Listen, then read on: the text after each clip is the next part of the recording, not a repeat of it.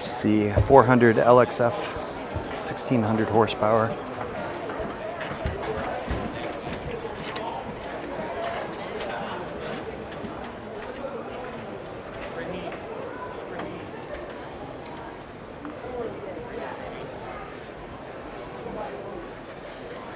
Aft-facing seating. This has a nice climb through to the hardtop.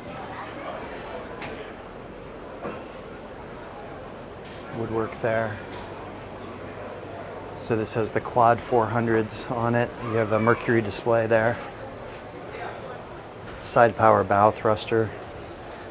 And the Mercury joystick with Skyhook. Triple Garmin displays, multifunction displays. Instruments up top.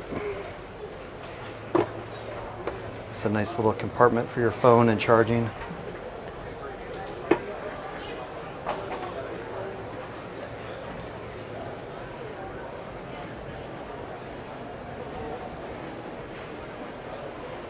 Got forward-facing seating with armrests. This one has triple LED light bars, open array radar, FLIR, night vision, infrared.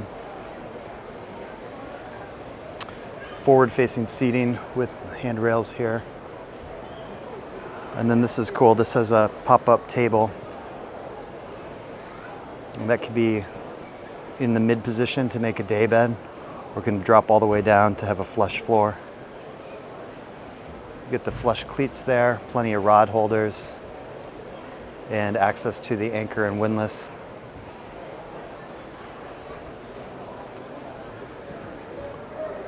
Port and starboard, you do have additional storage, and you have drains there, so you can make that into a refrigerated ice box if you want. If you want additional information, you can get that at yachtspecsdirect.com. Again, that's yachtspecsdirect.com.